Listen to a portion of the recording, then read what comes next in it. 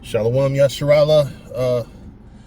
All praise. First off, I want to say all praise, honor, and glory to Yahweh Bahashim, Yahweh Shai, Bahashim Rakah, HaKodash. Double honors to the apostles and elders of the house of David. Salutations to you, brothers, throughout the four corners of the earth, teaching the truth and righteousness and sincerity. To you, Israelite foreigners, come back home to the truth. To those that passed on, serving the Lord, the dead in Yahweh Shai shall arise first. To you, sisters that believe, keep supporting your brothers, your husbands, your sons, your nephews, your grandsons that are pushing this truth. And also always remember the sister that washed Yahweh Shai's feet. Real quick, I want to read a scripture and I want to talk about it in transit. 1 Timothy 3:2. A bishop then must be blameless, the husband of one wife, vigilant, sober, of good behavior, given to hospitality, apt to teach, not given to wine, no striker, not greedy of filthy lucre, but patient, not a brawler, not covetous, one that ruleth well his own house, having his children in subjection with all gravity.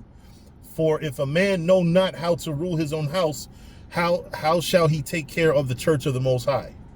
I mean, there's more. If you read the whole chapter, like, there's a lot there. This 1 Timothy, the 3rd chapter, is practically a code of conduct for brothers that want to be leaders in this thing. Now, of course, leaders to whom much is given, much is expected.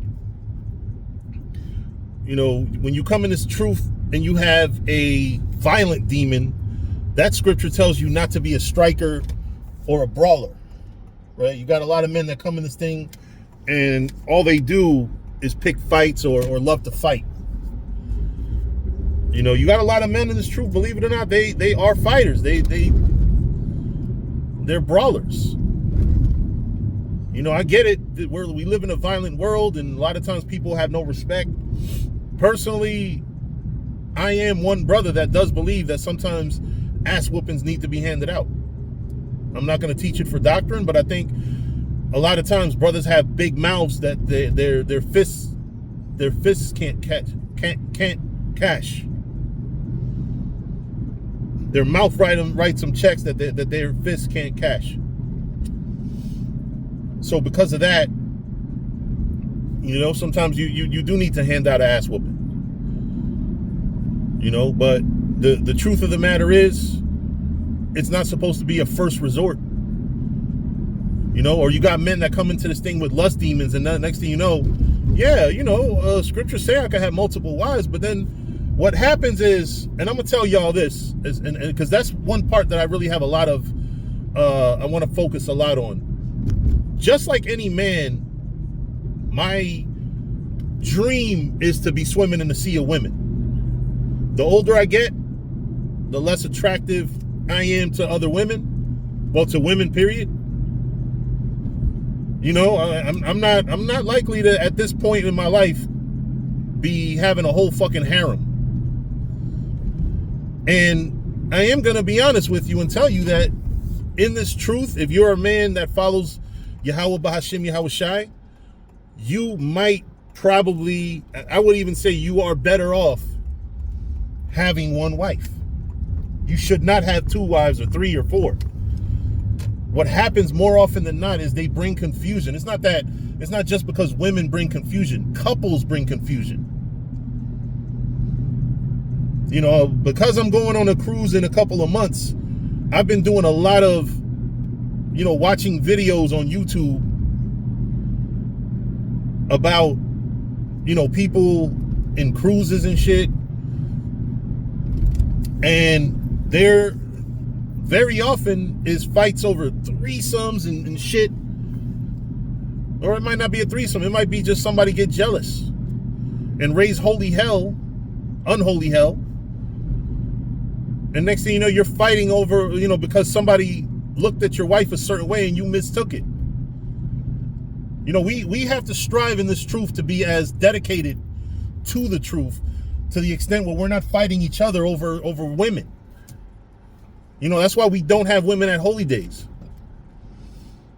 You know, we have to be very, it's not an anti-woman or, you know, it's, we have to, we can't, how do you say, we cannot afford to let misconduct be what drives us out of this thing. And I'm gonna tell you something. Some of you brothers might claim to be in this truth, but you are long gone out of this truth. Way gone. Nowhere near. Because simply, we're too messy. You have too many brothers in this truth that are very messy. And I really, truly suggest reading 1 Timothy, the 3rd chapter. Because it tells you, don't be a brawler, don't be a striker. Why does it separate, say, brawler and striker? Not just don't want to fight nobody. Don't hit. Don't hit your woman. Don't catch a DV charge. Don't hit. Don't be somebody that's quick to fight. Fighting and hitting are two different things. You know, a striker is somebody that's hitting somebody without necessarily expecting the person to hit back. Because we got a lot of that in this truth. We got men out here catching DV charges and think you're going to show up to camp the next day. No, you fucking not. You catch a DV charge and think I'm paying your fucking bail, you out of your goddamn mind. Now, you was gangster enough to beat on your... Now, I am going to say some of these women are gangster as fuck. Some of these women are gangster. But if a woman get gangster, first off, you shouldn't want to be with a woman that will strike you. Or that'll push you to that level where you want to hit. You know, but the scriptures give you a clear blueprint on how to avoid scandal. 1 Timothy, the 3rd chapter. Be apt to teach. If you're teaching, you're not doing a lot of other fuck shit that you shouldn't be doing. If you have one wife, if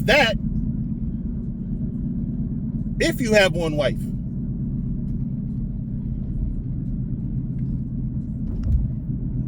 You know, it's not easy being in this world alone. I'm going to tell y'all, my mother keeps my father alive, because I'm going to keep it 100.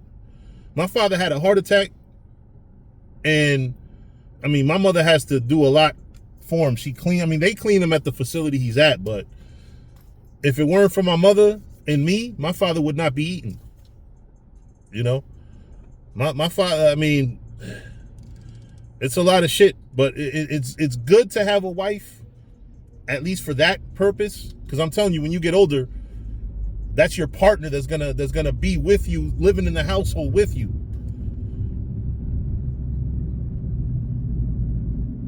Helping you. That's a help me. Now, if you don't have one, you don't have one. But trust and believe. Me dealing with my parents at their old age now, I see why men are supposed to have wives. Because she does stuff for him that his no best friend or no homie would do. You know what I mean? You know, but have one. Don't have many. Because in this kingdom, where women are told that they should have, that a man is only supposed to have one woman, what happens is you have multiple women. You think that shit can get all types of messy. If your wives hate each other, it gets really crazy. Or if you have a wife that feels neglected because you're spending all your time with the other one, it gets crazy.